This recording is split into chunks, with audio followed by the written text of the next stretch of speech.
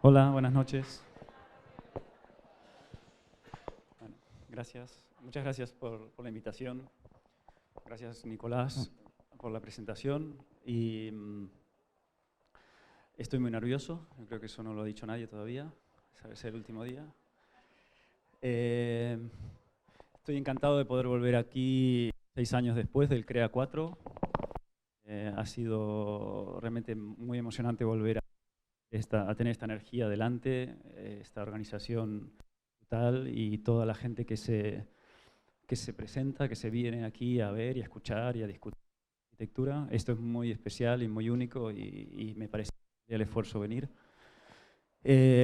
Voy a hacer una presentación de un proyecto y luego cómo lo llevamos a la Bienal de Arquitectura de Venecia este año. El proyecto es la Beckett. Esto que están viendo es el estudio de Barcelona que llevo con Eva Prats, que está por aquí en una de estas mesas ahora mismo dibujando. Y es un estudio que en un apartamento, en un piso de una casa burguesa del siglo XIX, es un piso muy convencional en el sentido de que es un piso donde vivían familias hasta hace unos años y nosotros lo hemos ocupado tal cual estaba y llevamos casi 20 años ahí. Entonces se han ido acumulando cosas. Estudio lleno de cosas, recuerdos, de regalos, de libros, de algún regalo de la familia que nadie quiere y que te dan también. Bueno, va juntando, ¿no? Es una especie de acumulador de tiempo ahí en las capas que se van poniendo en las paredes y que te ayudan a entretenerte cuando no te sale nada, vas mirando y dando vueltas. Hay que hacer mucho orden, tanto en los dibujos cuando se acaba, como en los libros, también las maquetas, los armarios de la casa, que son muy bonitos, son estos armarios muy antiguos que ya tenía la casa cuando vinimos, nos ayudan a ordenar el material de proceso, por ejemplo, del Casal Balaguer, mientras se está haciendo. Una vez que se acaban los proyectos, armamos unos baúles que se diseñan cada vez, depende del proyecto, para tener un poco todo el orden del proyecto a la vista cuando se abre, y cuando se cierra tienen ruedas y se guardan, se van por ahí, por los pasillos y desaparecen de la vista. Es un piso muy largo que pasa de la calle al patio interior, con mucha luz natural, pues estamos muy arriba, en una de las últimas plantas. También tiene ventilación cruzada, tiene toda esta decoración, que es... lo que es muy interesante de esta decoración es que es una decoración muy común en Barcelona, en la vuelta del siglo XIX al siglo XX, con estos suelos y puertas y rosetones y molduras. En realidad era una artesanía común, digamos, de la ciudad. Durante 50 años se construyó el ensanche y estas baldosas tan bonitas, con unas cenefas, con unos bordes que van acabando siempre antes del final. Hay muchísimos dibujos, son muy convencionales, están por todos lados en la ciudad y se hacen algo realmente que marca un momento de la ciudad, de la artesanía y de la construcción y de los oficios. Entonces, estos suelos son muy importantes porque te van acompañando, son como alfombras cada vez diferentes en cada habitación. Luego las puertas también son puertas que hacía un constructor o un carpintero a cantidades, pero sin embargo son muy especiales porque además cada una es diferente, unas son muy altas, parecen que es una misma casa y sin embargo hay puertas más altas, más bajas, una que tiene un cristal, otra... No sabes qué pasaba con el carpintero, si se cambiaba de humor y entonces un día la hacía de una manera, otro día la hacía de otra, pero son todas diferentes. Y entonces tienen esta cosa tan bonita de las molduras, de que ayudan a la luz, digamos, a quedarse ahí, también nos ayudan a poner cosas, son como muy delicadas y al mismo tiempo muy comunes.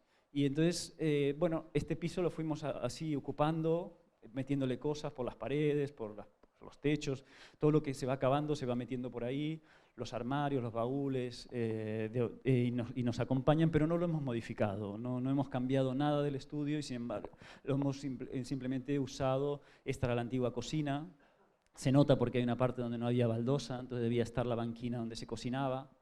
También es como nuestra cocina porque es el taller de maquetas y es donde ahí pasamos muchas horas probando cosas. Las maquetas en el estudio son maquetas siempre de trabajo, de proceso, no hacemos maquetas de presentación, aunque sirven para presentación después, pero son maquetas que se ordenan como debía haber en una época en esta cocina, debía estar la sal, el aceite, etc.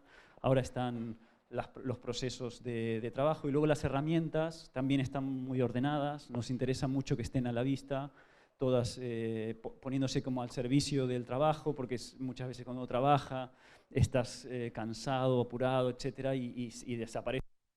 Se confabulan para desaparecer justo cuando uno las necesita, ¿no?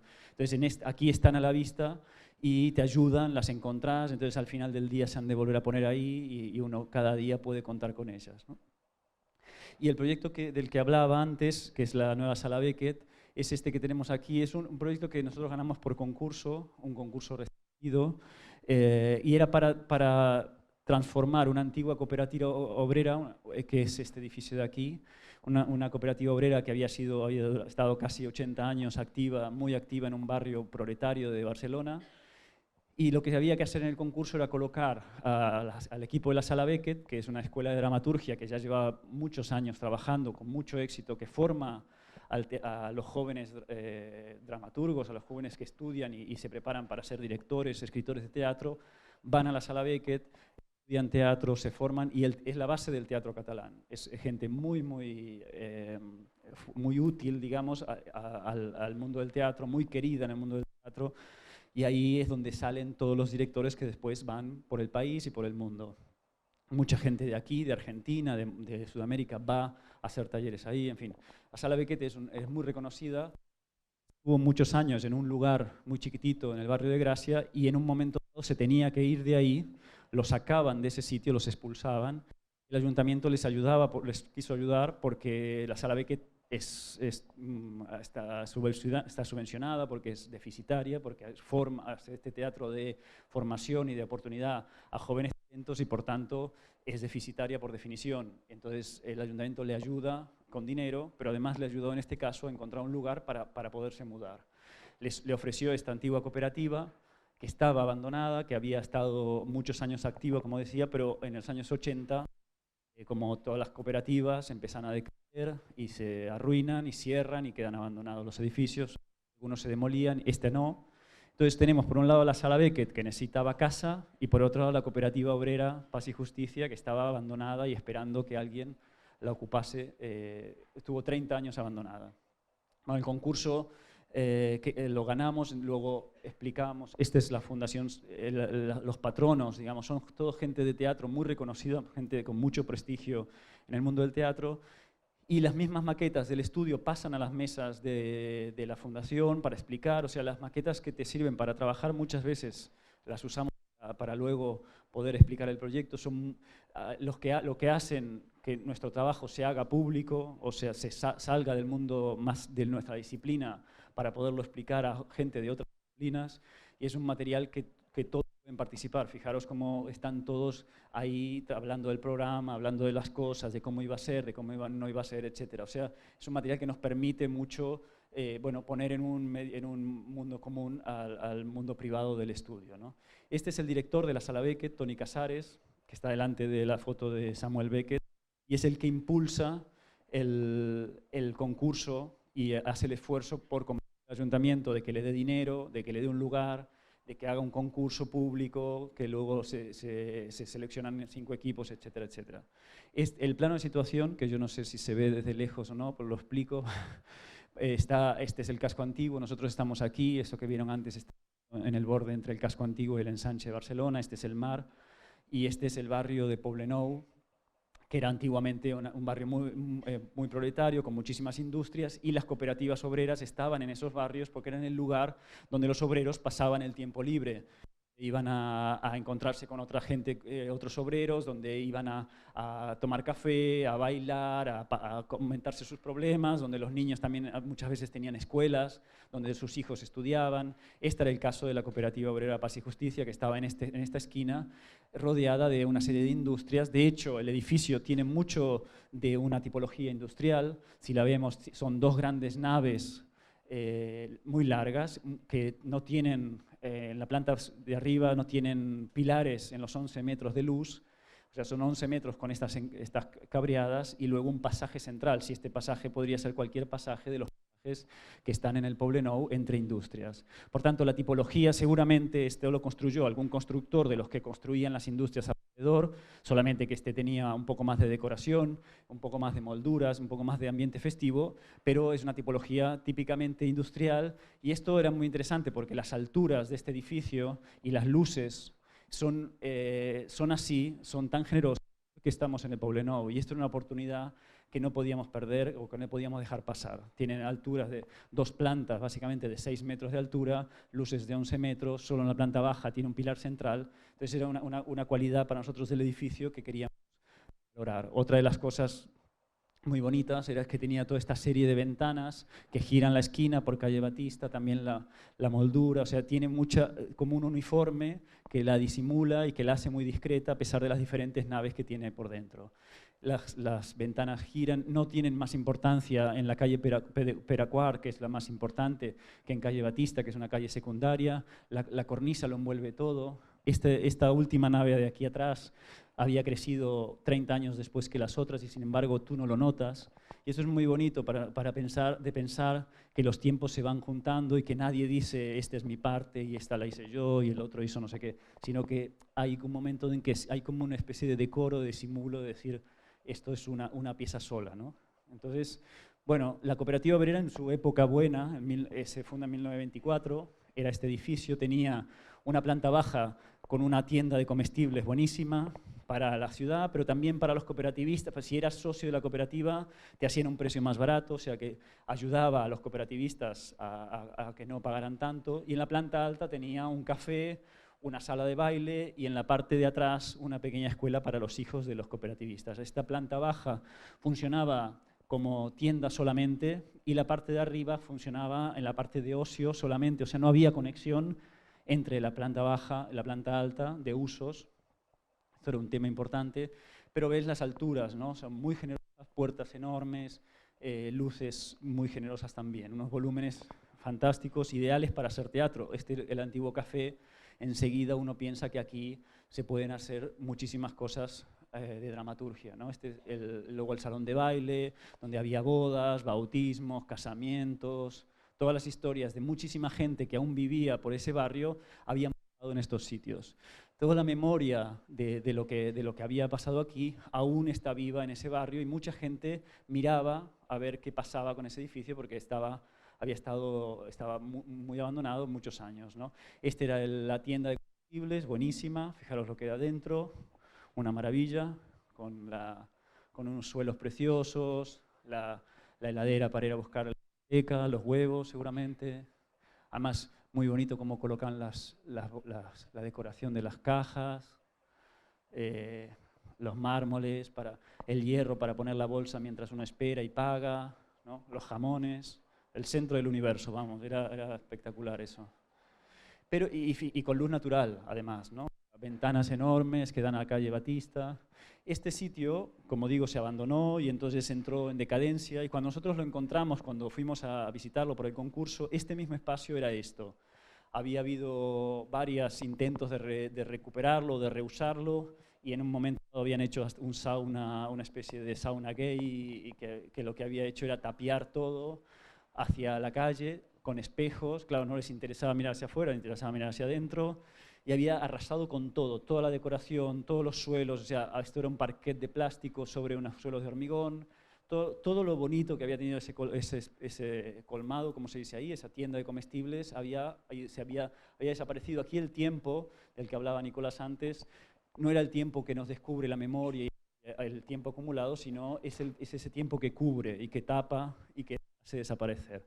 Entonces nos encontramos con esto, unas escaleras que subían a una especie de altillo con unos privados, que no quiera saber qué pasaba en esos privados, tampoco interesa, un sauna plástico, decoración romana, súper bonito, en fin, deprimente, pero había una escalerita que nos llevaba a la planta de arriba, que resulta que era la escalerita de la escuela de los chicos que estudiaban arriba, que pasando por debajo la encontrabas, subías y arriba aún empezabas a encontrar todos estos fantasmas de lo que había ido sucediendo ahí, la escuela de los niños en la parte de atrás, un teatro en muy mal estado donde llovía, entraba el viento, había palomas, había de todo, ratas, todo lo que quieras imaginarte, pero en este momento, cuando vimos el escenario y vimos el rayo de luz aquí dentro, pensamos que, bueno, que podía ser el inicio de una nueva vida, que este lugar podíamos creer que podía volver a recuperar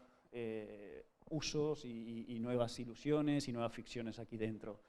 Era un edificio, hemos de decir que con lo bonito que es y con las historias que acumulaba, tanto físicas como sociales, digamos, con el patrimonial para nosotros que tenía, es un edificio que no estaba protegido, o sea que tú lo podías demoler perfectamente. Nadie en patrimonio de la ciudad se había dedicado a protegerlo. De hecho, en el concurso de 5 equipos que éramos, 2 propusieron demolerlo. Era un edificio que tú te planteabas con esta especie de espectáculo de escombros que nos encontrábamos delante, decir, ¿vas a confiar en él para ser un teatro, un centro de arte contemporáneo, de teatro contemporáneo, con las condiciones acústicas, técnicas, de clima que necesitamos? Bueno, aquí realmente para mí empieza el proyecto, cuando uno confía en que esto para nosotros no es una cosa a demoler, sino es una cosa a proteger, que aquí está el verdadero patrimonio, porque está acumulado todas las memorias de todas esas personas que han pasado por ahí, en cada uno de esos materiales, en cada baldosa, en cada rosetón, en cada barandilla, en cada picaporte, en cada pedazo de vidrio que encontrábamos, está el que traen consigo. Ahí empieza verdaderamente el proyecto, porque además teníamos todas estas personas alrededor mirándonos y pensando, ¿qué vais a hacer con ese edificio después de que han pasado tantas cosas aquí, tantas ilusiones y tantas historias? Por tanto, para nosotros fue muy claro desde el inicio que era un edificio a recuperar, que era un edificio a llevar hacia adelante y que todas las memorias y la ruina y las marcas del tiempo que estaban marcadas en estas paredes, para nosotros era una ruina que se tenía que llevar hacia adelante y que tenía que formar parte activa de la nueva Sala Beckett. La ruina no era una cosa a dejar separada, sino que iba a llevarse al momento de ahora y juntarse con las ficciones y con las ilusiones que traía la Sala Beckett consigo. Las memorias de los antiguos y los nuevos que venían juntos a crear ficciones nuevas. Entonces empezamos al ganar el concurso rápidamente a hacer un inventario, es lo único que se nos ocurrió, es decir, todo lo que hay ahí en la primera planta nos interesa, no sabemos bien qué vamos a hacer con cada cosa, pero inventarímoslo, pongámoslo en orden para saber qué tenemos, un poco en ese desastre de cosas que encontramos, de ver cada puerta, además cómo estaba dibujada, cómo estaba construida, cómo estaba partido los vidrios, los apoyabrazos, etcétera, donde uno se acerca. En fin, había un montón de detalles muy bonitos, muchos tenían colores, otros tenían letras, tenían muy divertidas de mirar. Luego la sección de la madera es muy particular. Otra vez nos encontramos con unos elementos que eran familiares para nosotros, porque en el estudio de nuestro estudio, este tipo de elementos los que habían estado con nosotros durante 20 años. Por tanto, nos fue muy fácil acercarnos a ellos sin una voluntad de borrar las marcas del tiempo, sino decir, vamos a recuperarlos y vamos a ir con ellos y vemos cómo los podemos recuperar, aunque no sabemos aún cómo. Así que hicimos estos inventarios donde todo estaba a la misma escala, también para entender que había puertas más importantes o más grandes o de más tamaño, con unos cristales muy especiales, otras de ciegas, en fin, había todo un repertorio muy variado. Otra vez el carpintero se había estado divirtiendo seguro, donde cada pieza tenía su... Entonces esto luego lo convertimos en maqueta para poder trabajar con ellas, para poder ver qué teníamos y cómo lo podíamos manipular. Así que ese inventario tenía unos números. Esos números se pasan a las maquetas para poder identificar la pieza con el inventario, ¿no? Y poder trabajar con él. Y empezamos a ver cómo reutilizar esas piezas en las plantas, sobre todo en la planta baja, que no tenía nada, y en la planta alta porque todo el programa cambiaba. Así que nos ayudó mucho tener esos elementos como para empezar a activar otra vez el programa nuevo en el edificio viejo. Otra cosa que pasó al principio, si se fijan, todo es madera de balsa, blanco y negro, digamos, o sin color, sin la cualidad del color puesta. En un momento empezamos a entender que el color o las marcas que tenían las puertas, depende de dónde habían estado colocadas, también era un elemento importante. También muchas tenían unos escritos muy especiales, muy de la época. Todas tenían algún rastro que nos parecían importantes recuperar también. Así que hicimos como una adaptación con los colores Y empezamos a trabajar con ellas, a ver cuántas podíamos recuperar, si podíamos hacerlo todas y ver cómo las podíamos usar en los diferentes nuevos espacios de la Beckett. Hay un pequeño vídeo que os muestro ahora que yo creo que será más gráfico para esto.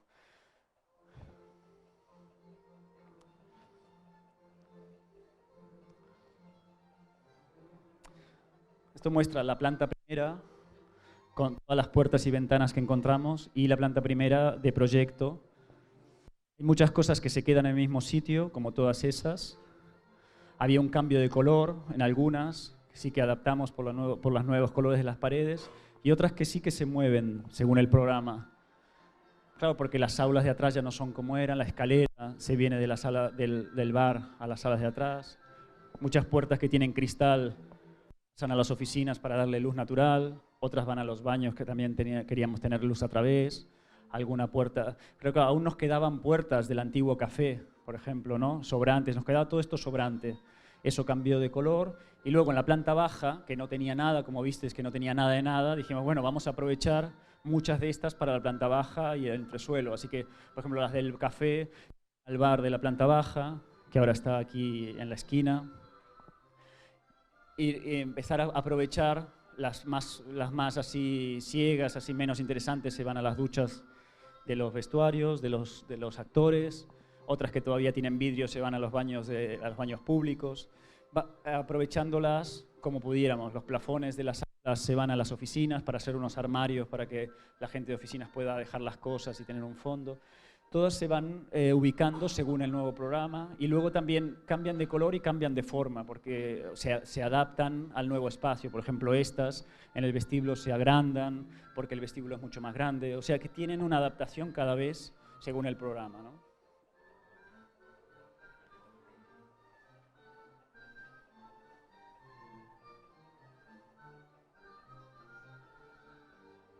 Estos son un poco los actores. ¿Veis que las puertas se parecen igual, pero no son igual?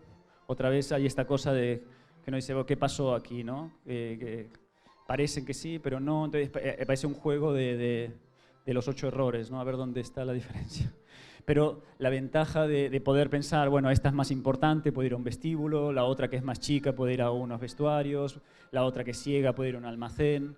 Cada una te propone, con sus decoraciones o con sus proporciones, te está diciendo con estas cualidades, le dices, ¿dónde quieres ir tu puerta? Y la puerta dice, yo quiero ir a un baño. Un poco fue esta la pregunta, ¿no? Tienen un carácter de personaje, son realmente como figuras que uno las ve, ¿no? Que están habitando el espacio y realmente toman esta condición de... Son unas cuantas, ¿eh? Perdón, va más rápido. Tengo que dejar a la Albinoni acabar, si no.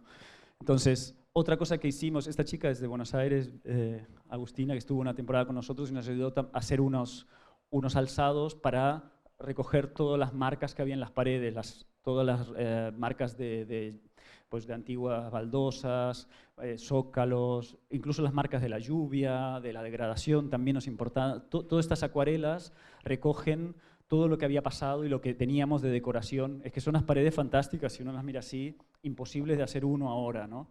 Eran mucho más interesantes de lo que uno podía ya hacer, por tanto nos parecía genial tenerlas, recuperarlas y trabajar con ellas, y las metimos en la maqueta empieza a tener color, una de las primeras veces que trabajamos con tanto color en nuestro estudio. De hecho, las paredes que son nuevas todavía no tienen color aquí, no sabíamos qué color poner, pero para empezar metimos todas esas marcas que ya existían y esos recuerdos, ¿no? Entonces el proyecto en sección, si os acordáis, esto trabajaba independiente a la planta primera y a la escuelita de atrás. El esfuerzo está sobre todo en conectar, en hacer un espacio que diera unión a las diferentes plantas, siempre de un mismo programa, que es la sala Beckett. Ya no nos interesaba más tener 3 piezas separadas, sino que uno entra al vestíbulo y entiende que todo ese edificio es de un mismo programa, todo es la sala Beckett, con una parte más pública abajo, una parte más de formación arriba, pero de todas maneras la luz y las miradas conectan y uno entiende rápidamente que estamos en un edificio que es unitario, que la planta primera funciona a la vez que la de abajo. En planta funciona, este es el sauna que encontramos antes, que os comenté, aquí está la piscina. Y entonces el tema en el teatro, muy importante, es que el programa, el público no conviene que se cruce con los actores, al menos antes de actuar. Después de actuar, sí, si va bien, los actores salen y les aplauden y todo eso, fantástico, pero antes no, porque son muy supersticiosos, van muy concentrados y no quieren saber nada con ver al público, que les venga a saludar, porque bueno. Entonces, ese era un tema importante, porque es un edificio que tiene solamente 2 fachadas. Entonces, teníamos que hacer una circulación de público, una circulación de actores y una de técnicos. Entonces, planteamos que toda la esquina fuese la parte pública, que este bar fuese la conexión con el barrio, donde entra gente que no necesariamente va al teatro, puede ir al bar porque la tortilla de patatas es buenísima y no le importa un pepino el teatro, viene igual. Y la gente de teatro, si uno viene al teatro, entra por aquí, pide los... Aquí están las oficinas, están a la vista, no es un lugar donde uno entra y no sabe dónde está la información, sino que rápidamente salen a atenderte si necesitas un curso, unas entradas, etcétera. Porque aquí hay cursos todo el día, además de teatro a la noche. Es un sitio que funciona desde las 9 de la mañana hasta las 12 de la noche, así que aquí hay gente trabajando contra la luz natural y los actores entran por esta puerta, van por aquí, escondiditos, saludan y se van a su camerino. Hay un camerino en planta baja y un camerino en entresuelo y luego cuando son llamados a actuar van a la sala, entonces el público está aquí, no se entera de nada de los actores, está por aquí, uno va a recoger los tickets, puede ir a dejar la chaqueta a las taquillas, va al baño a peinarse, va aquí a tomar la cerveza y se espera. Todo esto funciona como un espacio común, continuo. O sea, si uno entra a tomar la tortilla de patatas y va al baño y va a dejar la chaqueta, de repente empieza a ver cosas de teatro y se entera de que están pasando en el teatro. Y si uno va al teatro y acaba en el bar, hay como una unión entre este barrio que entra y el mundo del teatro. Y esto funciona aquí muy bien. Bueno, hay como una continuidad muy fluida. Entonces este público, cuando abren las puertas de teatro, entra por esta puerta y llena la sala y los actores están aquí esperando. El tercer funcionamiento son los técnicos que tienen esta entrada, tienen un taller y tienen todo este mundo para ellos. Aquí hay almacén, aquí hay almacén, aquí hay un almacén también a pie de sala y hasta aquí el público no puede pasar. Una de las cosas claves para que esto funcione también en vertical es que hay un ascensor, un montacargas muy grande, pero que no está a la vista, está si lo pedís, si uno lo necesita, lo encuentra, pero primero hay siempre la escalera que te lleva a las plantas altas. Antes la escalera estaba en el centro, que era esta pieza. Esta pieza se había colocado en una reforma de los años 50 o 60, no sabemos exactamente, y tapaba, digamos, el acceso al vestíbulo. Y entonces estaba simplemente dirigida arriba, no había voluntad de que este espacio fuese público. Nosotros tiramos la escalera a un lado y entonces uno tiene la sala al fondo, pero además tiene toda esta circulación.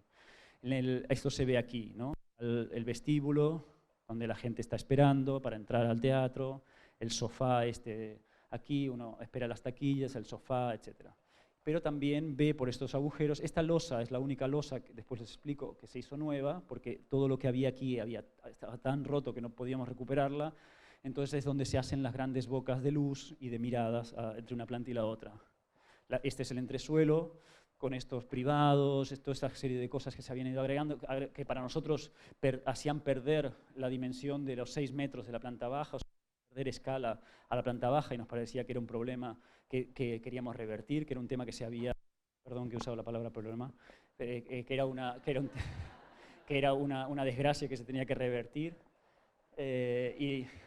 Y recuperar estas grandes alturas en los vestuarios en el bar, así que dejamos un pequeño vestuario en entresuelo para los que actúan en la sala de arriba y unas oficinas, y también hay una sala aquí que es como una cosa que le llaman club de autores, que les gusta a los autores de teatro estar aquí en el entresuelo, desaparecen así de la vista cuando nadie los ve, entran a una especie de club, de cosa rara, no sé qué hacen ahí, ven el bar, y también, claro, los actores les gustan mucho, los autores de teatro les gusta mucho, cuando han escrito una obra, ver cómo va, pero no les gusta estar ahí porque se mueren de los nervios, porque además es todo una especie de pánico que les da, pero les gustaría ver qué está pasando. Entonces se cuelan muy discretamente por esta puerta, se van a la oficina de control, aquí a molestar al que está controlando y a ver, y dicen, oye, está ya el del diario, no sé cuál, este me va a acribillar.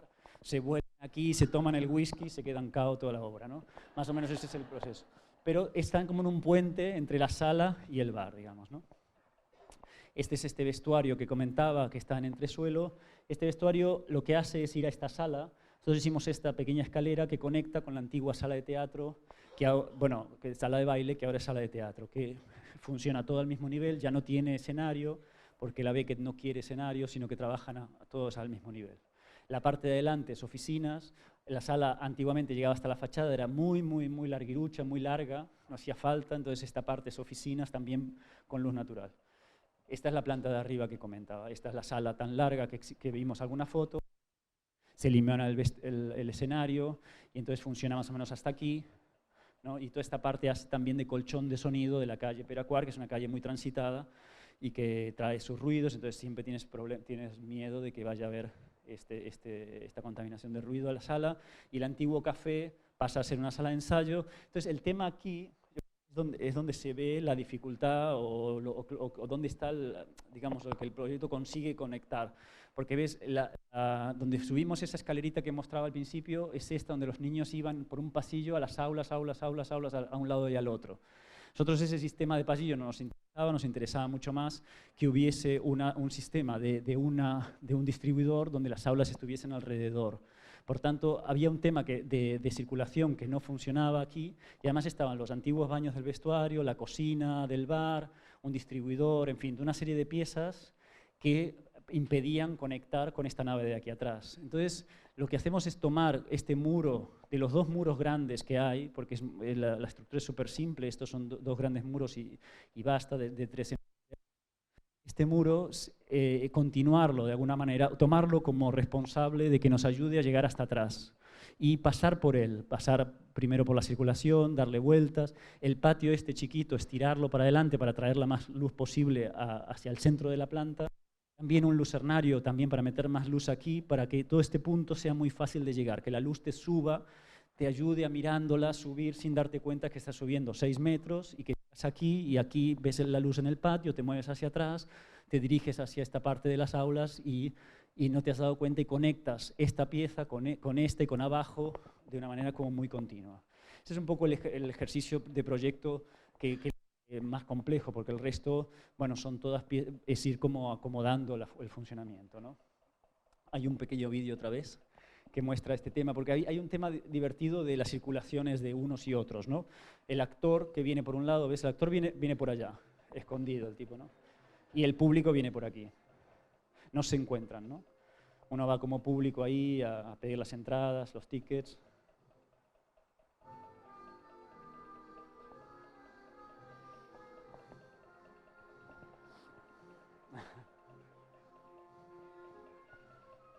Te vas al bar a tomar una cerveza.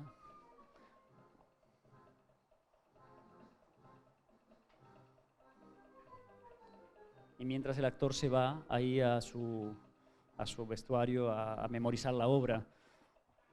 Esta pared es como una... Claro, aquí te lo estás pasando bien en el sofá, divirtiéndote, y este otro está muerto de miedo ahí porque no se va a acordar nada de la obra, está con el pánico de a ver si me voy a olvidar, etc. Es una pared con doble vida, muy, bueno, muy divertida, esta que está allá, ¿no?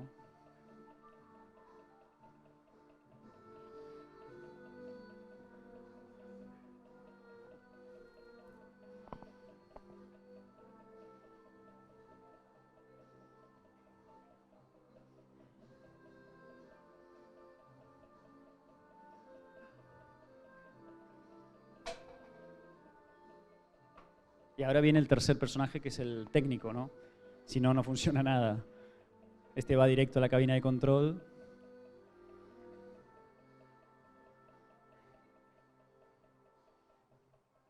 Aquí ves la sala está colocada. Es que no hay una configuración convencional o repetitiva, sino que siempre la organizan de una manera diferente. Por ejemplo, esto es con una escena central, ¿no? Como es esta maqueta ahora estaba puesta así también. Al final pasa mucho en la Beckett que sí que el actor le gusta salir y encontrarse con el público para ver también, escuchar, a ver cómo fue, un poco sentir el pulso de la gente. Entonces te puedes encontrar muchas veces en el vestíbulo con el director de la obra o con el actor sentado ahí al lado tuyo, también vienen los técnicos, están todos ahí y bueno, pasa esta cosa más salen todos al final al balcón, a lo mejor a fumar, ¿no? Chico. Entonces, bueno, este es el tema de programa. Cuando empieza la obra, nosotros habíamos conseguido eliminar todas las divisiones de la planta baja, de los vestuarios, etc. Cuando empieza la obra, hay este tema que todos, bueno, que siempre te pasa en la obra, que es muy violenta, pero en este caso, el edificio que estaba ya tan frágil, vienen estos de la Bobcat a destrozar, porque vienen a reventar, y entonces uno está ahí con su inventario. Yo, por favor, la baldosa. Entonces estos van, ¡buah! Estos tipos no les importan, entonces van. Entonces en ese momento es importante también tener un control de qué es lo que vas a guardar y qué no. Hay muchas cosas que uno no sabe que va a guardar porque hay muchísimas que no habías visto siquiera o que no sabes el qué y que entonces ya dices, bueno, en la obra ya lo veremos, vamos tapando un poco todas estas paredes. Aquí es donde se desmonta el forjado este intermedio, el suelo este intermedio que no nos servía y que hacemos de nuevo.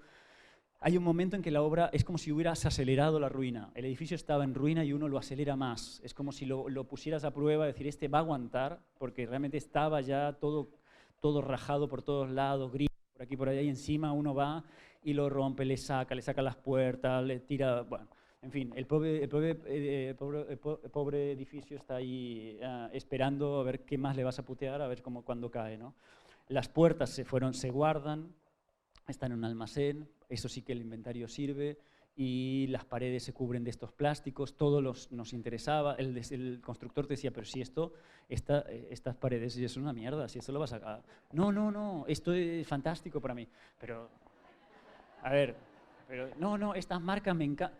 Esto lo vas a rehusar. No le ponga nada encima. Bueno, protegiendo todo, bueno. Luego sacando las baldosas, que también teníamos inventariadas, todos los metros cuadrados de cada sala, porque son muy bonitas además, porque tienen como unas frutitas, tienen pescaditos, y luego también aprender a cómo se colocan, porque son piezas que tienen todo este oficio que nosotros no teníamos ahora, pero que, como dije antes, es de un momento de la ciudad y que nos parecía muy importante mantener. Todo esto se recuperaba, muchas se rompían, pero ya contábamos con eso, había un porcentaje que sabías que se iban a romper, pero pedimos a la constructora que las limpiase por atrás, que le sacara el cemento con una lijadora de carbono para no erosionar la pieza, sino sacar simplemente el material. Un trabajazo tremendo. Pero bueno, todos se iban poniendo en los pallets estos, numeradas, como teníamos los números de las salas, se iban al almacén. Luego se reforzaban todos los forjados los suelos, estos todos son los refuerzos estructurales que van agarrando con la vigueta de abajo, y luego se pone un hormigón de refuerzo y luego otro hormigón acústico y luego la capa de pavimento que va a ir aquí. O sea que todos los suelos de la primera planta en un momento estaban vacíos, de puertas, pero también de mosaicos, de todo se había ido al almacén y tenías que hacer el refuerzo estructural del edificio. Entonces, porque si no esto no podía... Piensa que aquí debajo, por ejemplo, está la otra sala de teatro o debajo de la otra y el bar. Lo que no podíamos tener era gente abajo con la música, con el bar y arriba silencio, porque la Beckett es teatro de palabra. Hay momentos que es silencio. Entonces, no podía haber este problema entre las salas y esto era muy, muy importante. Luego también arrastrando todo abajo, el sauna por suerte se fue de una vez. Claro, pero había momentos de mucha dificultad que uno no sabía. Por ejemplo, me decían, ¿y el calefón ese qué hago? Bueno, ese tíralo. Y este tubo también, no, ese déjalo, ese está bien. El tipo estaba desesperado, porque no había un criterio, porque nosotros tampoco lo teníamos, ¿no? Y bueno, estas baldosas me gustan, pero si esa pared no va después, no, déjela de momento ahí, a ver si las podemos recuperar. ¿Pero cómo vas a recuperar unas baldosas si se rompen o se arrancan? Bueno, déjala ahí y después ya veremos. Era todo un trabajo de obra muy de estar encima y decidiendo cada día. Esta pared nos encantaba, pero al final se tuvo que tirar porque era una pared que no nos servía, porque queríamos hacer la sala más ancha. Esta es la nave de 11 metros que arriba tiene la escuela de los chicos. Y claro, la sala que va aquí abajo es una sala que necesita ser más ancha. Es la única sala que se hizo nuevo de todo el edificio porque la Beckett necesitaba una sala de 16 metros de ancho que permitiera tener público, 4 metros de público, 7 metros de escena y 4 metros de público. Mínimo 15 metros necesitabas. Y nosotros, como dije al principio, teníamos luces de 11 metros, naves, así que en algún momento teníamos que hacer un apeo. Aquí está el apeo de la pared de arriba. y permitía esta serie de configuraciones que la Beckett pudiera decidir si escena central, si escena dos bandas, si como un ring, lo que quisieran, que es realmente lo que hacen. Cambian constantemente las salas según ellos invitan a directores que proponen obras y el director ve el espacio y dice, bueno, no, a mí me interesaría que la escena esté allá, que el público esté aquí, lo que quiera. Es experimental. Esto se trabajó mucho. Nosotros es el primer teatro que hacíamos. No teníamos ninguna experiencia anterior de hacer teatros, por tanto íbamos aprendiendo en el proceso. Y a ellos les gustaba mucho, este es Doni Casares, este es Sergi Belbel, gente de muchísimo rodaje en teatro, saben un montón, y que nos ayudaban con nuestros técnicos y acústicos y todos los asesores que teníamos a entender la relación entre el público. Esta es la chica que era es la directora técnica del teatro, que entonces, ¿dónde ponías al público para que no tapara el de la oficina técnica? Ella va a estar en la oficina técnica, te decía, si esta grada es tan alta, yo no veo al actor, tengo que poder ver al actor hasta los pies del actor, porque si no lo veo en el momento en que cae y tengo que poner la música, no lo puedo saber.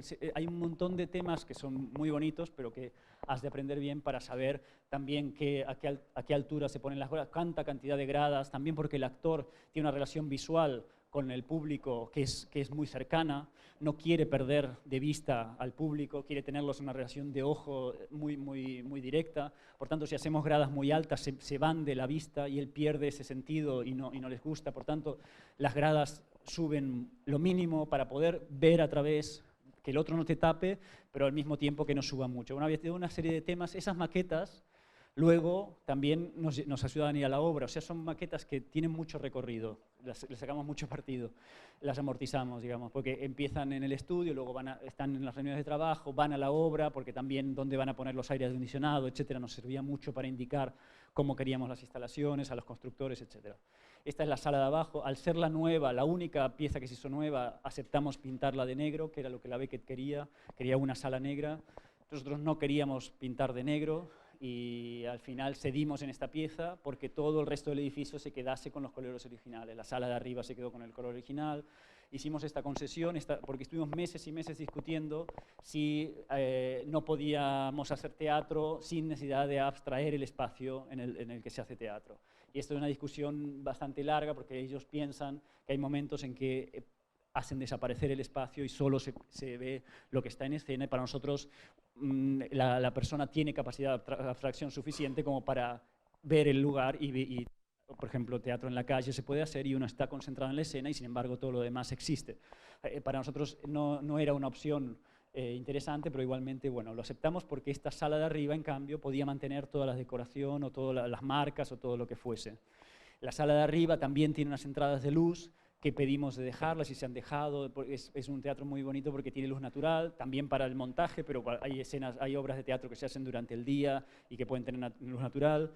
Y entonces es un sitio, las salas de teatro, una de las características que ellos pidieron es que tuvieran suelo de madera, porque las baldosas, por más que les encanten, les funcionan fatal. Para las muchas horas de trabajar, las piernas se les cargan, luego para clavar escenografías tampoco funciona. Hicimos unos suelos muy bien calculados por nuestro asesor de teatro, de que tuviera varios layers, de que tiene un rebote muy bueno, en fin, muy bien calculado, y tiene como 12 o 15 centímetros de altura, más toda la lana, más toda la losa que expliqué antes, todo junto subió el nivel nuevo unos 26 centímetros del original.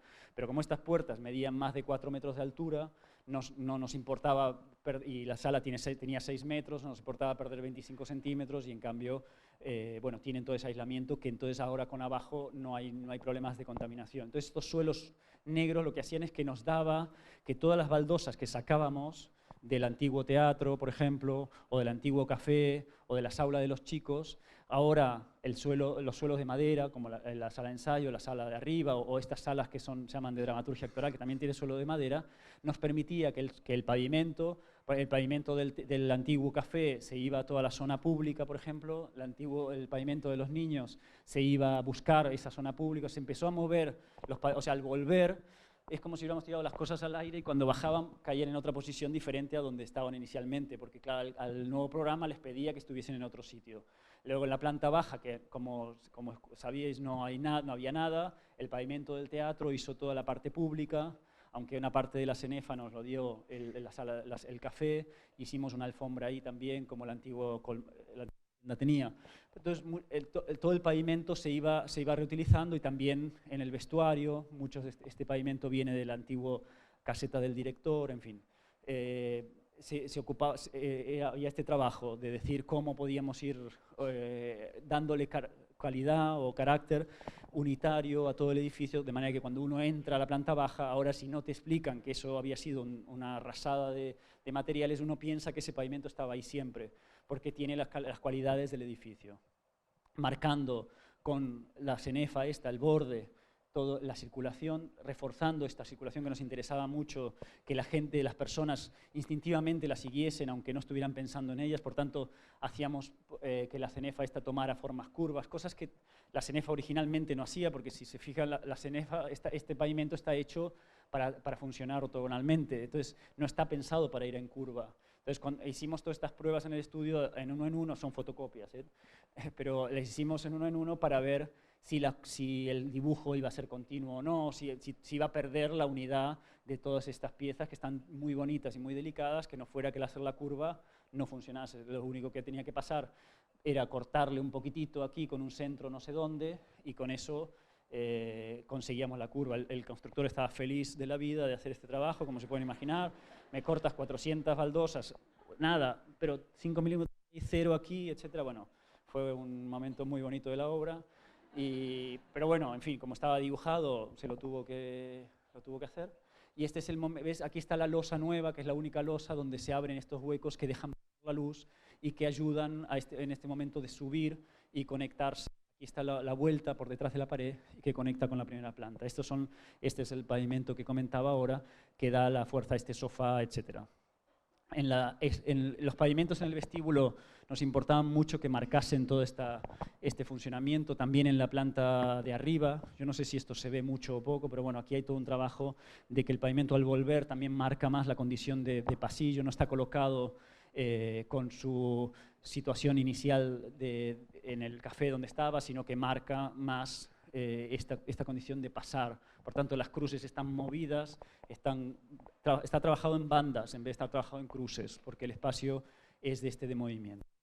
Bueno, luego ahí vienen los aulas de los chicos a buscarte, en fin, toda esta parte, pero se recuperaban todas las baldosas, aunque estuviesen rotas, muchas de esas, bueno, estas se enganchaban y se ponían juntas, las que estaban rotas porque le faltaba un pedazo, también le decimos al constructor, bueno, si las has roto, ahora te aguantas y tienes que agarrar media de esta y media de esta y me las pones juntas y me haces una. Lo cual, bueno, fue ya eso, el éxtasis. Pero bueno, hay que aguantar. Las puertas esperando ser reutilizadas. Teníamos el único gremio bueno de la obra, porque parecía eso Siria, vamos. Pero el único gremio que teníamos bueno eran los carpinteros. Y eso sí que fue un gusto verlos trabajar, porque había un trabajo muy importante de modificar puertas y ventanas, y por suerte estos sabían lo que hacían, entonces agarraron el inventario, lo conocían, también iban poniendo el número del inventario, también les servía a ellos identificar las piezas, por tanto era muy importante que esa pieza que uno había hecho al principio para ayudarse a trabajar, cómo llega hasta el final para ayudar a los carpinteros a ubicar las cosas. Algunas ventanas que habían sido puertas originalmente vuelven a ser puertas, por suerte sabían hacer las molduras, o sea, pudimos recuperar cosas del antiguo uso también y cortar las piezas porque tenían que ser más cortas, otras iban directamente, se colocaban en este paso que vistes en el vídeo, venían de otro lugar, se colocaban en los nuevos vestuarios. Bueno, era un trabajo muy, muy divertido. Aquí en la planta baja, por ejemplo, aquí se marca en rojo lo que existía y en negro lo que es nuevo, las ventanas que dan hacia el bar, ventanas recuperadas de otro sitio, de un patio en la primera planta, pasan a ser, pero ves, son más grandes las ventanas porque el vestíbulo es enorme. Entonces, si uno pone estas piezas, 2 metros de alto, son gigantes, pero aún así en el vestíbulo son chicas.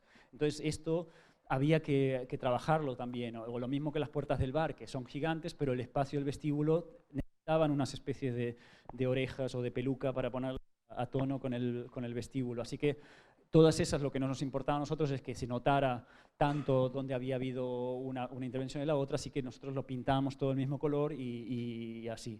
Pero hay bastante de adaptación o incluso de anchos, porque este es un recorrido de evacuación y toda la pieza esta no tenía suficiente ancho, pero se puede ampliar la jamba sin que se note, en fin. Había un montón de modificación. Y luego el otro tema difícil, el más difícil de todo seguramente, fue el tema del color. Cómo trabajar con todo esto, que para nosotros era un tesoro, cómo pintar ahí al lado, cómo te atreves o cómo tocas las cosas sin que quede, como decía Nicolás, sin estropearlo todo, ¿no? Era un tema muy difícil, nunca habíamos trabajado con color así, y menos con ruina, cómo acercarse a la ruina y poder convivir con ellas, hasta que empezamos a pensar, más sobre todo porque empezamos a viajar a Pompeya con nuestros estudiantes en viajes de estudio, a dibujar las ruinas, y empezamos a entender toda la fragmentación de la ruina y la manera de pintar también en Pompeya en fragmentos, en zócalos, en piezas que fragmentan el ojo, la mirada sobre el color de una manera muy similar a lo que es la ruina. Por tanto, la fragmentación del color para nosotros era la solución. Poder pintar en vez de en planos continuos, en planos fragmentados o en unidades menores, de manera que no se notara de repente una pieza nueva, toda de un solo color, que el ojo rápidamente detectara ahí un cambio, aunque no lo quisiera mirar, porque uno viene mirando con toda esta fragmentación y tiene que seguir con una escala similar, la escala de las cosas, tanto en el proyecto, como, o sea, en la construcción de las piezas, como en el color es igual, ¿no? Así que las nuevas paredes empezaron a tener, las nuevas pinturas empezaron a tener esta complicidad o esta especie de diálogo con lo que existía, de un lado y del otro, de manera que no se notase tanto, y todo lo que podíamos dejar como estaba, no lo tocábamos. Y lo que podíamos solamente enyesar y no tocar, mejor. El trabajo se hizo, era muy difícil porque era, claro, además nos interesaba hablar del recorrido que la gente iba a tener, que las personas sí que trabajamos como si fueran escenas de teatro, hacíamos una foto, decíamos aquí, tenemos esto que heredamos, esto no lo queremos tocar, porque más vale que sea claro para que la luz, para que mires hacia arriba, el sofá es un punto importante, para que se siente, un poco una mancha, esta puerta venía roja de otro lado, una mancha y basta, y hasta dónde, toda esta dificultad, la obra estaba hecha un desastre y aún así teníamos que avanzar con los colores porque querían empezar a pintar, así que les pegábamos estos papeles con los RALs, si te fijas aquí están RAL, o sea, el código del color de cada color, los pegábamos en las paredes porque los pintores decían, pero a ver, es que me pinta esto hasta aquí, aquí para, pero que me va a volver loco, es que me quiere... No, no, pero si está aquí, no, pero es que yo que me voy de la obra. Bueno, te pego el papel ahí en la pared y sigue y ya verás que no hay... Bueno, entonces ahí encima, bueno, en fin. Entonces todos estos papelitos por toda la obra, con todos los RAL ahí, para que no se te vaya, todo era un cuento para cobrarte más, por supuesto, como siempre, pero decían, no, que esto, que me vuelve loco este arquitecto, bueno, en fin. Y cada habitación se iba trabajando con este criterio de no pintarla de un solo color, sino ir como trabajando con esta, que la mirada cada vez que giras la cabeza ves un color. También el bar, muchos colores los intuíamos o los heredábamos de alguna cosa que había quedado por ahí, entonces seguíamos con esa pista.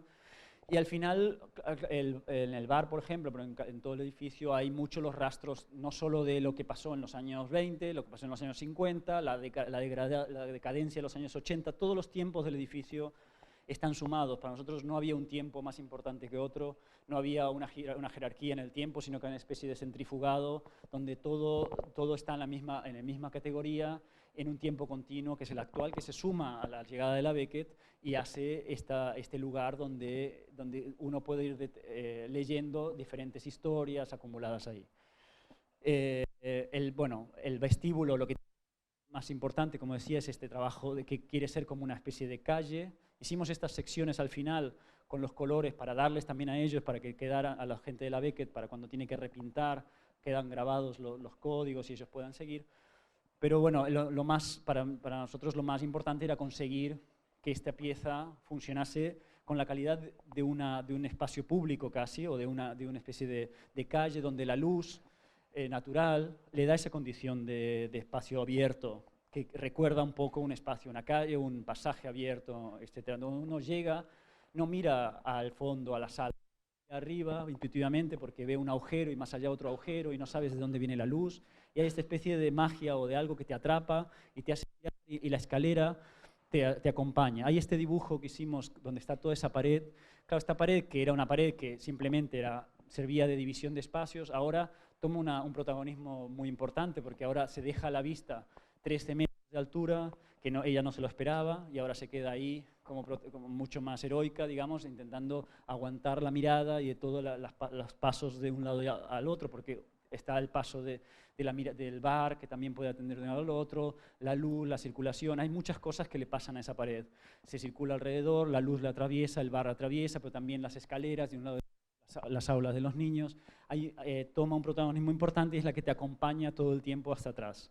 Es esta pared que está muy excavada, muy erosionada y que tiene todo de cosas a un lado y al otro, la barra del bar, los agujeros, los lucernarios, la circulación. Si la mirásemos desde abajo, tiene toda esta serie de huellas como superpuestas, ¿no? Mirando hacia el cielo. Y cuando uno llega y mira hacia el cielo, ve esos techos, estos techos son originales, este es el único que no pudimos salvar, pero hacia los lados y hacia arriba se recuperan la presencia de lo que había, ¿no? Pero hay mucho de teatral en esta subida, hay mucho de que en este vestíbulo se crucen las miradas, se saluden, descubres a alguien, hay muchísimo de representaciones, una escalera donde hay tanto teatro como las salas de teatro. El teatro en este edificio no está solamente dedicado a las salas destinadas a ellos, sino que explota y llena todo el edificio y lo rellena con actividades de dramaturgia, incluso preparadas y en algunos cursos también se han hecho, en fin. Se utiliza mucho esto y si no, también para ver quién ha llegado, quién está en el sofá, en fin, mirar. Y la pared esta empieza a ser como muy, muy transparente, se mira por un lado y por el otro. Hacia atrás es ese patio que te recibe o que da como esta luz en el centro de la planta. Los chicos preparándose sus clases. Es un lugar donde cada uno va encontrando su escala. Es un gran vestíbulo con escalas independientes, este descarado ahí con los pies encima del banco. Bueno, los de teatro hacen lo que quieran, o sea, hacen lo que quieren con el edificio. No les puede decir, no, por favor, no. No, estos... pero en fin, está muy vivo, está súper, bueno, ahora está lleno, lo llenan de contenido. Esa pared tiene esta cosa de que se hace transparente. Antes era una cosa que contenía habitaciones detrás, ahora tiene mucho de escenografía, ¿no? Entonces, al subir, uno ve ahí como una especie de nube y bueno, y es donde descubre que es donde llega la luz.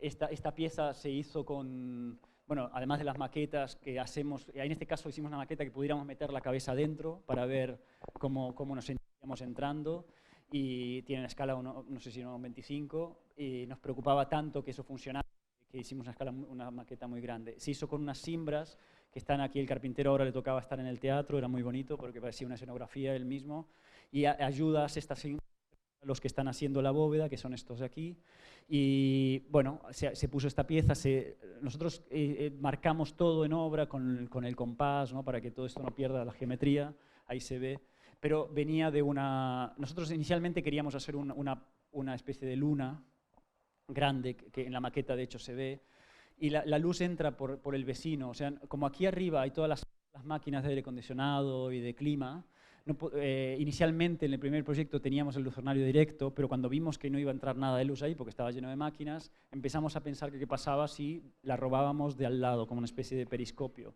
Entonces la luz entra por la pared de al lado y a través de esta media luna, que al final, claro, iba a ser una luna, pero lo que pasó es que caía una viga ahí. Entonces el ingeniero dijo, nada, o sea, a mí me deja los 30 grados y si no, nada. Bueno, perfecto, pasó una media luna y todos contentos. Entonces, la media luna ahí lo que hace es trae la luz y llena esa bóveda que está en el otro lado de luz, la infla, digamos, infla ese espacio y te recibe. Y entonces uno sube ahí mirando, no sabe bien qué pasa y llegas aquí al vestíbulo que contiene un poco esa condición también de la antigua luz que entraba en el centro del edificio y que lo llenaba de optimismo y de energía. Nosotros, esa condición también de intemperie, de lugar abierto, donde el aire puede estar ahí, donde puede llover, donde uno entra a una ruina.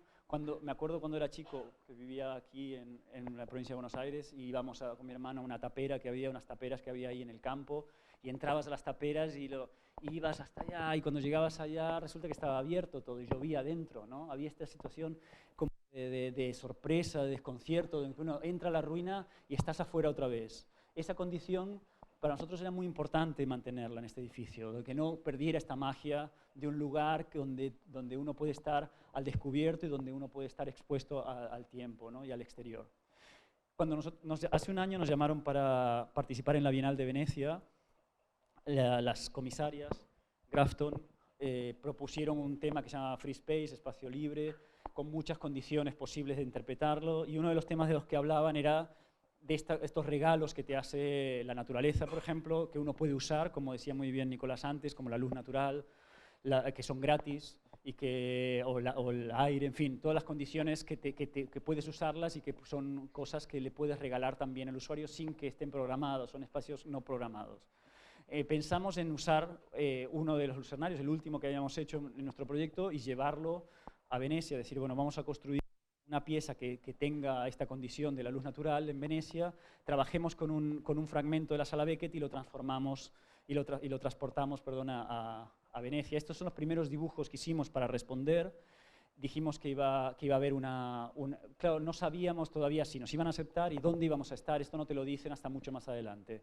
Pero entonces puedes proponer con mucha libertad y ellos te van diciendo los límites, si sí o si no. Así que propusimos una pieza enorme, que era en escala real la Sala Beckett. Esto es en una escala 1 en 1. La luz llegaba desde arriba y lo que pensamos era hacer una pieza que pudiera circularse, si tú vienes por la Bienal caminando, pudieras atravesarla y luego seguir o irte, o simplemente ni entrar, o también en la parte de atrás explicar todo el proceso de la Sala Beckett y entonces mostrar, o sea, contextualizar esta pieza, porque si no muestras esa pieza solo y la gente dice, ajá, ¿y qué? Bueno, no, atrás ves que había una cooperativa, que había gente de teatro, que había un trabajo, que no sé cuánto, que todo lo que expliqué ahora esté ahí atrás.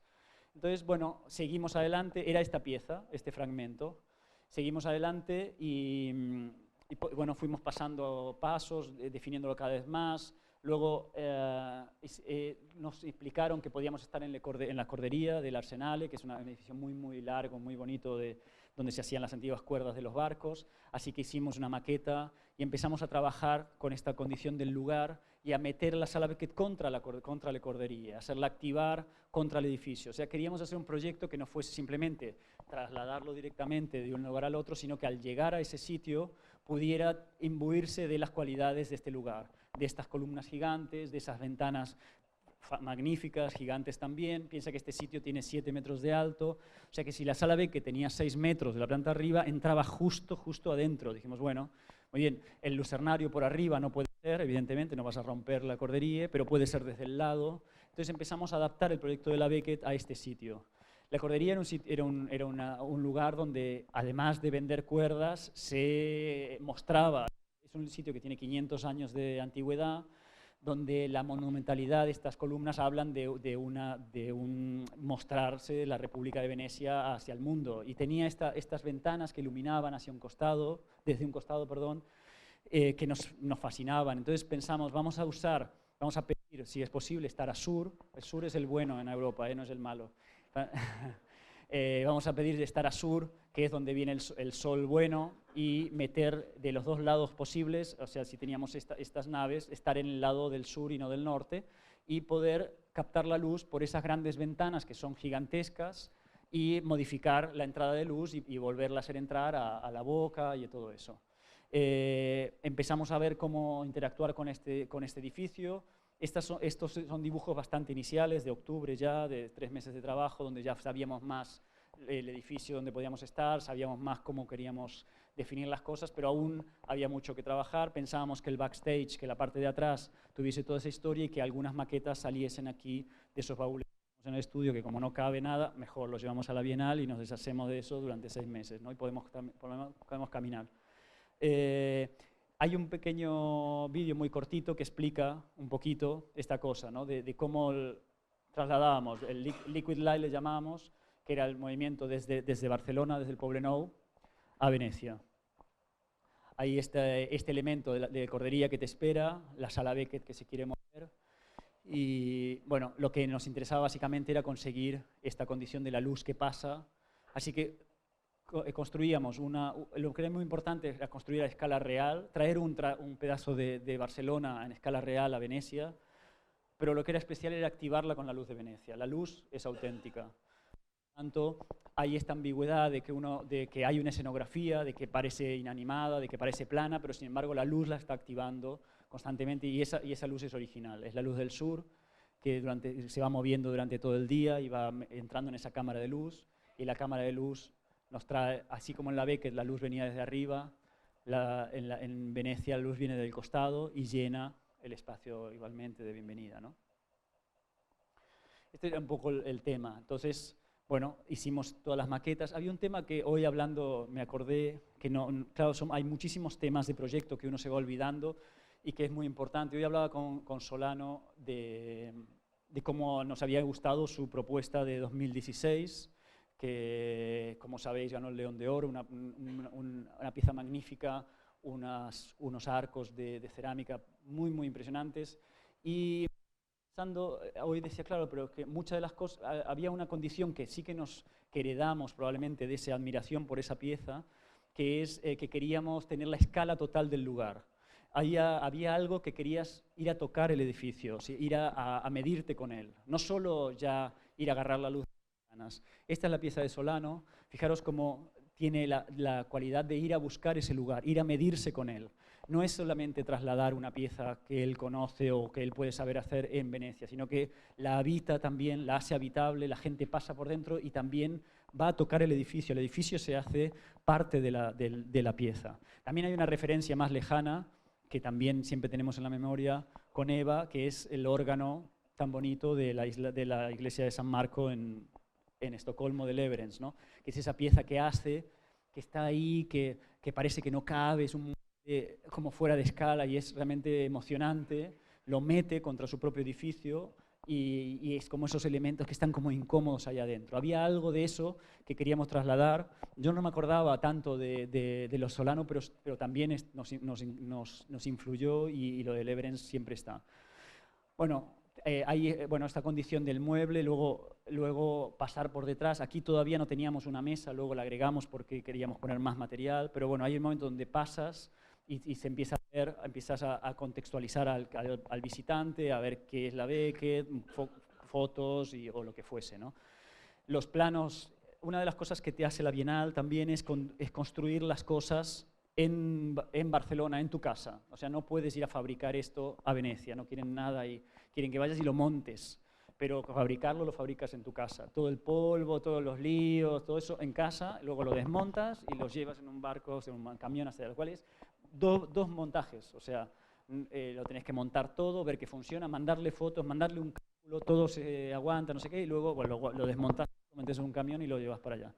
Así que el carpintero, que por suerte tenía una nave gigante, lo empezó a montar. Fijaros el tamaño de esta cosa, que le ocupaba todo el taller, estaba desesperado ese tipo, porque tuvo que apartar todos los trabajos durante una semana entera para que pudiera montarlo, venir el ingeniero, hacer los cálculos, pero una pieza realmente muy bonita, nosotros estábamos emocionados, disimulábamos para que este no se enfadara más, pero estábamos realmente muy contentos de verlo ahí, cuanto más tiempo durara mejor, en fin. Luego hay cosas que son reales, o sea, la foto que pegábamos aquí son unas fotos que son de escenografía, pero hay piezas que salen de la escenografía, como las barandas, los bancos, o sea, la pieza tiene algo de trampojo, de donde uno ve que no sabe qué es real y que no, que está saliendo de la foto. Las barandas estas, los parapetos, los bancos, también se adaptaron. Esta es la pieza donde se definen los pórticos de atrás, la cámara de luz. La cámara de luz ahora mismo está en el suelo, la suben hasta ahí arriba. O sea, todo se tenía que montar a escala real para poderle demostrar a la Bienal que lo podíamos hacer. Era una locura, pero bueno, a nosotros nos iba muy bien porque también pudimos definir algunos errores, cosas. Esta es la pieza que toma la luz desde las dos ventanas y la emboca en esa otra ventana y uno pasa por debajo, o sea, cuando está viendo la muestra, pasa por debajo, no se entera que está pasando por debajo, clave de la cosa. Y lo que es divertido es que todo el mundo pasa, todo, ay, qué bien la luz, pasa por abajo, y estás pasando por debajo del truco, del elefante, y no lo ves. Bueno, esta es esa pieza de ahí.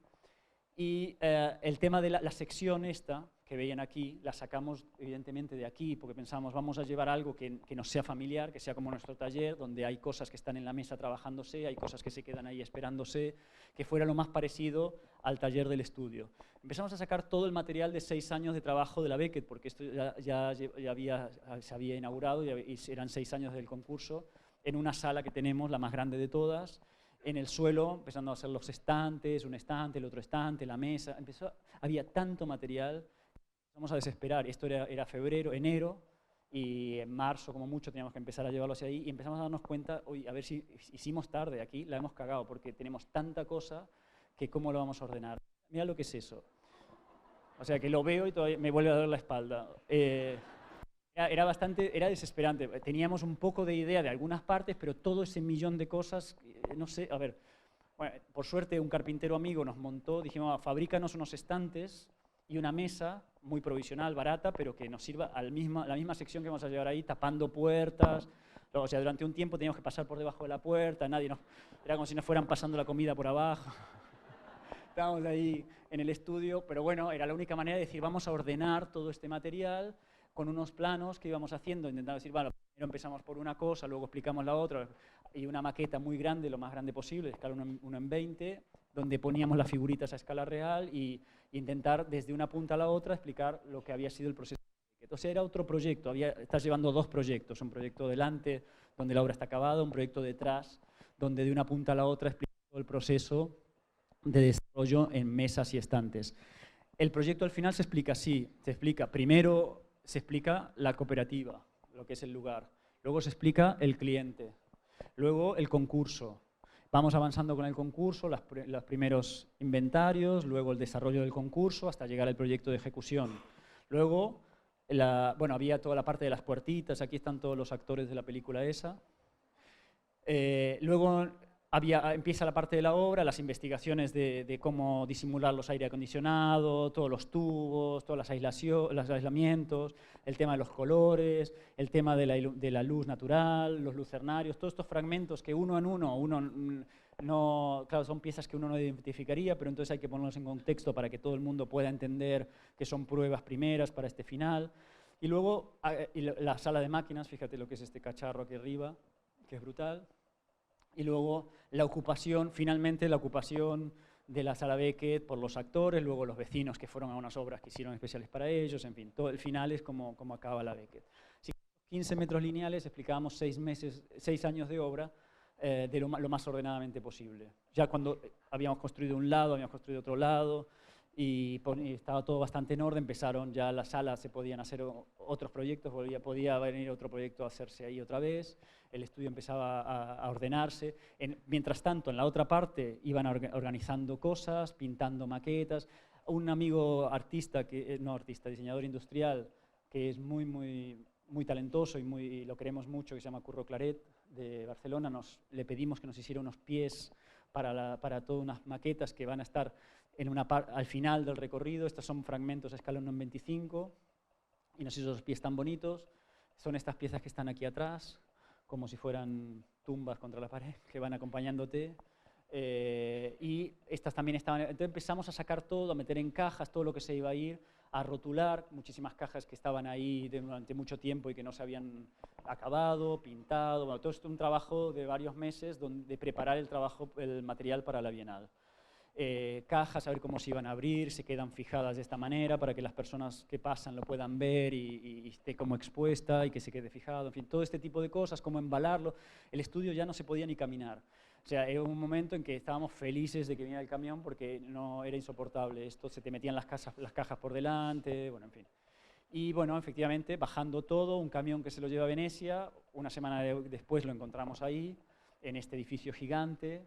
Y bueno, llegaron las piezas desmontadas del carpintero, esas que vistes antes, las volvieron a desmontar, las llevaron hasta ahí y se desparramaron. Por suerte fuimos muy temprano, de meses, a la Bienal, y entonces los vecinos todavía no habían llegado, tuvimos bastante espacio para desparramarnos todos, ahí replanteando, con el frío que hace en ese edificio, con una humedad que te mueres, y ahí, bueno, replanteando. Y ahí están las 3 ventanas, ¿ves? Esas 3 ventanas que son las que del otro lado dan a este canal. Es un canal, es muy bonito porque son las 3 primeras ventanas que tienen luz en el recorrido de Le Corderie. da a este canal que también refleja luz por esas ventanas en un momento del día con el sol. Nosotros estamos aquí, ¿no? Es el edificio Le Corderie, que es esta pieza que tiene 300 metros de largo, 300, para hacer cuerdas infinitas. Hay un momento que tiene un edificio adosado y las primeras 3 ventanas eran las que teníamos nosotros. Y entonces uno viene por aquí, entra a Le Corderie y encara esta enfilada tremenda, que es muy, muy bonita, porque están todas esas columnas gigantes que van marcando el paso, y aquí están todos los arquitectos. Nosotros estábamos aquí, al cabo de 100 metros estábamos nosotros. Claro, mientras tanto hacíamos esto, yo no lo he explicado, pero en el mismo mes de agosto que nos invitaron a hacer esto, nos invitaron de otro lado, desde el pabellón del Vaticano, que por primera vez quería participar en la Bienal de Venecia, a hacer una pequeña capilla que fuera, bueno, no sé, un poco la representación, con otras 9 capillas más, 10 capillas, en un jardín muy bonito de la isla de San Giorgio, que es donde, si sabéis, está la iglesia de Palladio, San Giorgio Maggiore, una iglesia muy, muy bonita. Justo detrás hay todo un jardín gigante que resulta que pertenece a una fundación que está siempre cerrado. Francesco Dalcò, que es el comisario de este pabellón, porque el Vaticano le contacta, etcétera, convence a la fundación esta que le ceda este jardín durante 6 meses de la Bienal, que lo abra al público, que sea público durante 6 meses. Y entonces encarga a 10 arquitectos de todo el mundo, gente de Australia, como Sen Gotzel, de Sudamérica, como Smilan Radic, como Javier Corbalán, como Carla Joasaba, de Norteamérica, como, bueno, en fin, nosotros de Europa. Había gente incluso de Japón, de todos lados, que podían hablar del tema de la capilla de una manera diferente, lo cual a mí me parecía muy interesante también, más allá del Vaticano como cliente, que nos daba bastante respeto. El tema de la capilla, como antes hablaba, lo desarrolló muy bien Nicolás, es un tema muy, muy interesante de planteárselo y de enfrentarlo. Sobre todo porque Francesco Dalcò, en este caso, a nosotros, a todos los arquitectos que encargó, no nos pedía en ningún momento que fuese una capilla dedicada a la Iglesia Católica. Podía ser una capilla que de hecho no tuviera símbolos como es la nuestra, ningún símbolo dedicado a ninguna religión. Entonces nos dio total libertad. Lo único que dijo es que hubiese un pequeño altar y un lugar para poner un libro y nada más, era la única condición, y que tuviese 30 metros cuadrados. Y entonces nosotros enseguida de recibir su llamada, en agosto de hace un año, fuimos para escoger el lugar y miramos esta foto es de Federico Cairoli, muy bonita, que me mandó hace pocos días. La capilla está colocada en un camino que sale desde San Giorgio, que es este camino de aquí. Es el camino más largo del jardín, de hecho, porque estas piezas al final no son así. Este es un mapa más viejo, ¿no? Y este camino es el más largo que te lleva hacia la laguna. Y al final del camino está esta pieza. Lo que a nosotros nos interesó era más que hacer una pieza cerrada, donde te abrazara o donde te enfrentaras a unos símbolos o que pudieras estar cerrados con una religión. Nos interesó hacer un lugar abierto y considerar la naturaleza como el lugar de espiritualidad. Para nosotros la capilla tenía que estar dedicada a esa especie de templo cósmico, digamos, o verde que teníamos ahí, que eran esos grandes pinos, también de muchísimos cientos de años. Aquí en esta isla había habido un monasterio benedictino en el año 1000, que luego ha ido desapareciendo por diferentes circunstancias. Entonces nos gustaba pensar que esto podía ser un fragmento de una ruina que había quedado, una capilla que había quedado remanente de ese convento, y que estaba al borde de este bosque, bien al extremo, justo al lado del camino. Así que el primer sol de la mañana pasa a este celeste, cuando el sol se levanta, la atraviesa, y la capilla está atrapando el primer sol que entra en el bosque. Así que es una capilla que es lateral, es el borde de todo este bosque, está entre el mundo conocido del camino y el mundo desconocido del bosque. Ese es un poco el plano de situación, donde uno sale de los claustros de Andrea Palladio.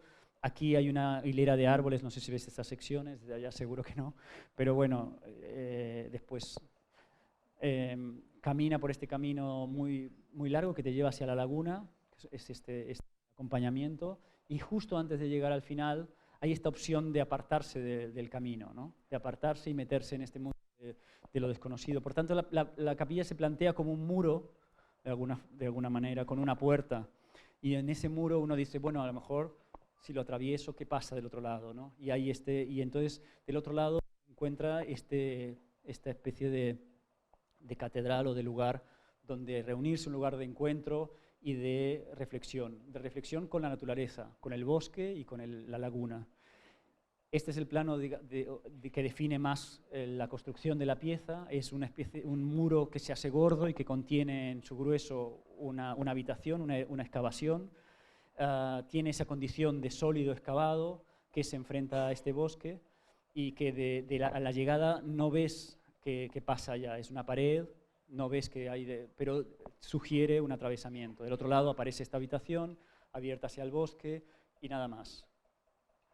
Había una pieza que pintó Eva en un cristal que está allá adentro, que explica esta condición de la capilla, con este gran óculo que recibe el sol de la mañana y que se completa con el bosque. De hecho, la capilla se convierte en bosque y es una pieza lateral. Aquí está Eva en el momento de pintarlo, el cristal este, que está en un lucernario. Es un cristalito, la única pieza, y una pieza que nos sirve a nosotros de inspiración, que está basado en un dibujo muy bonito de Leonidov, de una pabellón en el bosque, es esta condición de la capilla de encontrártela cuando vas por el bosque. La capilla, como es una pieza provisional, construye de paneles ligeros que van a estar ahí unos meses y se va a desmontar. Por lo tanto, esta condición de sólido es una mentira, es un teatro, es una condición ficticia que hace ver que tiene un sólido, pero en realidad está hueca. Había mucho, casi hecha como de papel cuando estábamos construyendo, nos gustaba mucho mirarla, también porque por supuesto que te acuerdas de Venturi, pero además porque tiene esta cuestión de fragilidad y de lugar que te va a engañar y te va a hacer ver que pasas del otro lado, tiene esta condición muy, muy teatral también, ¿no? Estos son los dibujos de la construcción. Bueno, es una pieza muy simple en realidad de construir y que da que quiere hacer esa pieza más sólida cuando la atraviesas. En cambio, del otro lado, en la cordería, cuando estábamos construyendo las dos cosas a la vez, cuando se empezó la obra de uno, se empezó la obra del otro, en marzo estábamos yendo de un lado al otro. Del otro lado estamos construyendo esta pieza, que sí que es una pieza que quiere ser un plano y que cuando lo atraviesas te muestra que es un plano, no esconde que detrás hay un bastidor y es una escenografía. Por tanto, una esconde que lo será, pero la otra lo pone en evidencia. Y estábamos construyendo esas dos piezas a la vez. Había todas estas condiciones que no habíamos pensado a priori, porque en el momento de dibujar no lo piensas, por supuesto, pero que luego había mucho de contagio de un proyecto en el otro.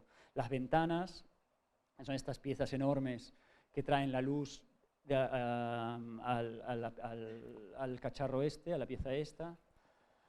Ya se había construido el backstage. Luego empieza todo el tema de los vinilos, porque las fotografías los pusimos con unos vinilos de alta adherencia.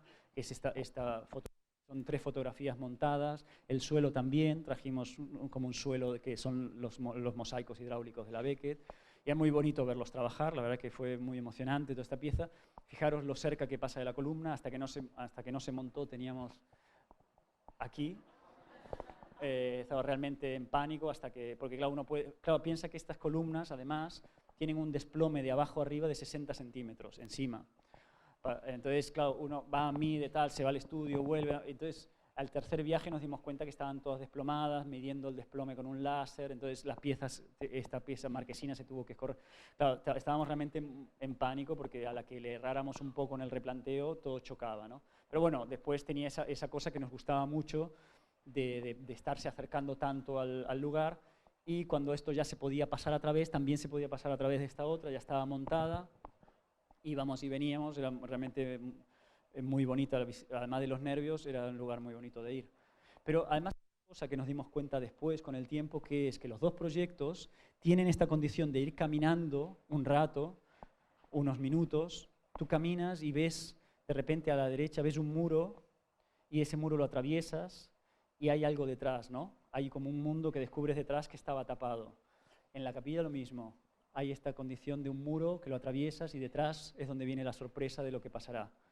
Y esto no lo habíamos pensado por descontado, nunca te das cuenta, pero luego tienen los dos esta cuestión de recorrerlo del ritual. Esta es una perspectiva de que cuando queríamos pensar en los materiales, el Francesco Balcó decía, bueno, hay una empresa de cerámicas que puede dar cerámicas para hacerlo.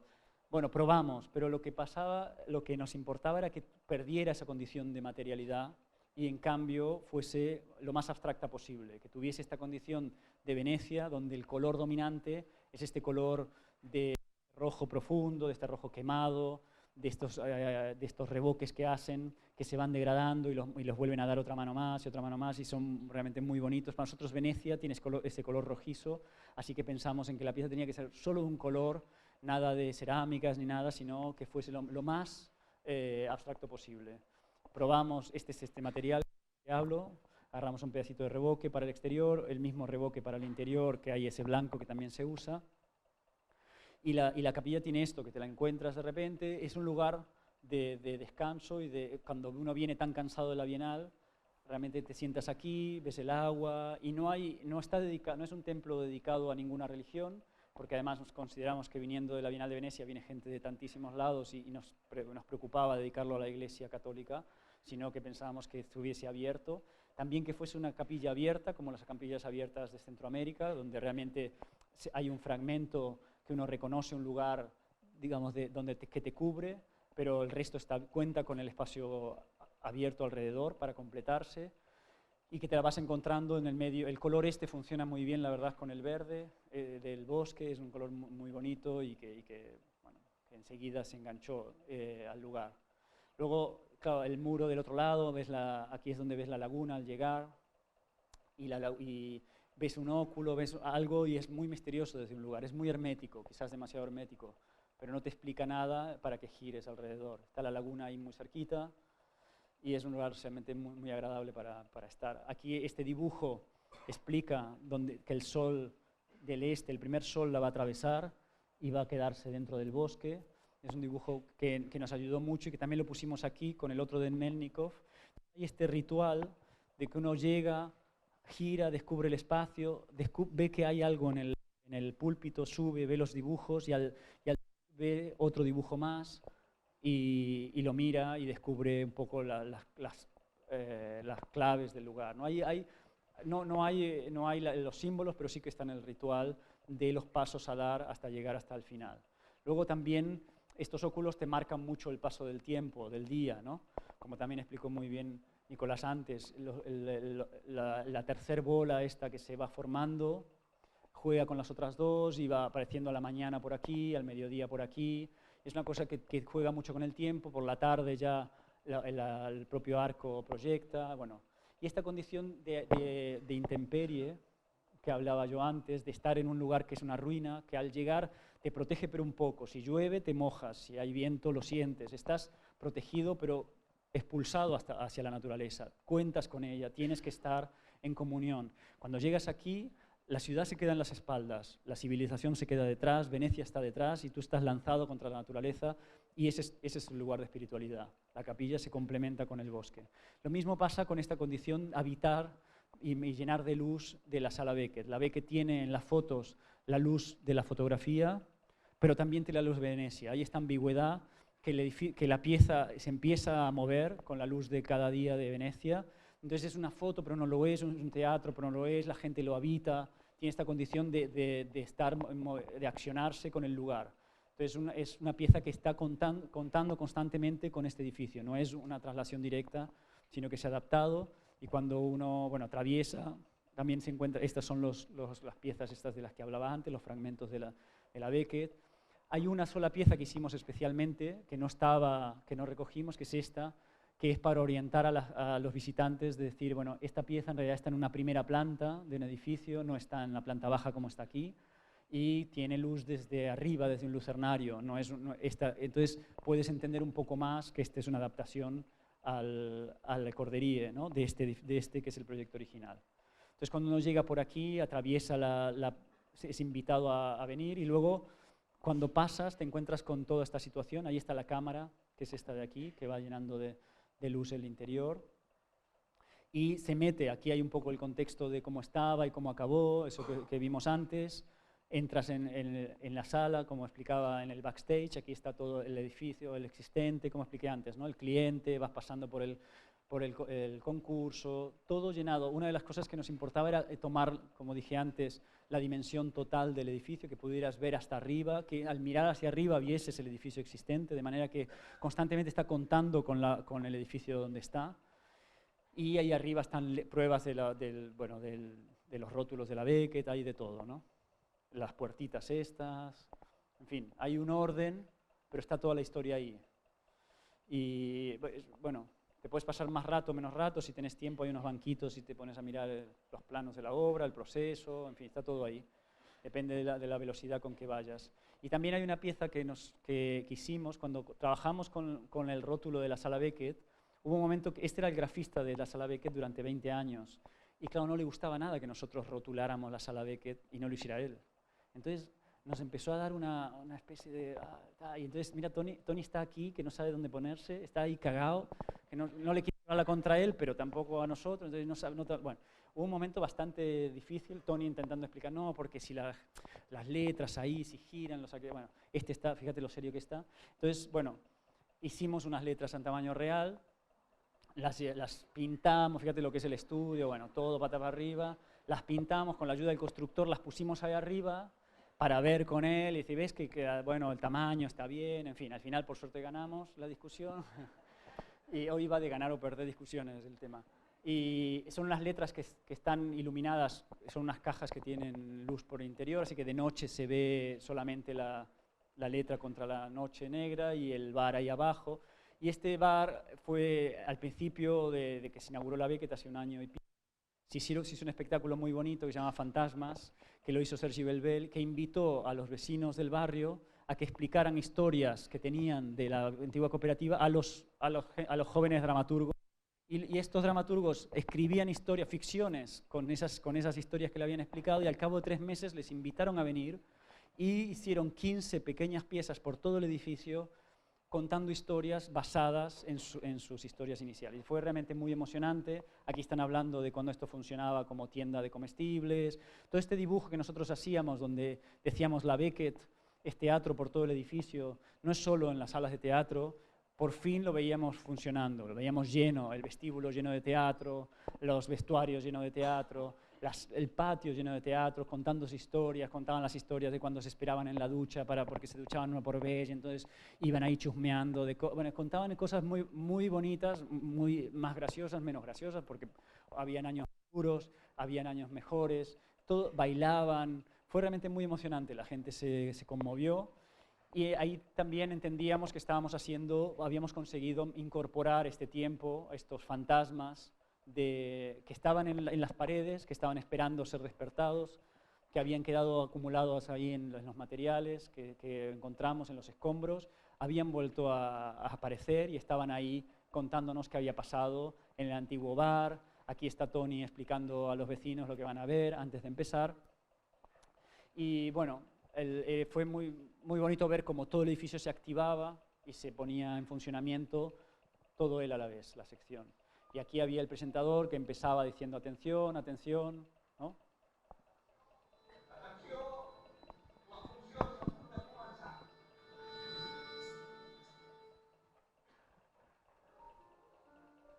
Un escenari de cartró que va quedar dipositat davant teu de cues plaçades. Tenia el taló caigut i et van indicar que tu mateix l'aixequessis. I així vaig descobrir, tal com nosaltres ho descobrim ara, tot un univers de rompiments i talons pintats, el mar i el cel, un paisatge infinit dins d'una capsa. Quantitat de personatges habitaven aquell àmbit, hieràtics, però movibles, grans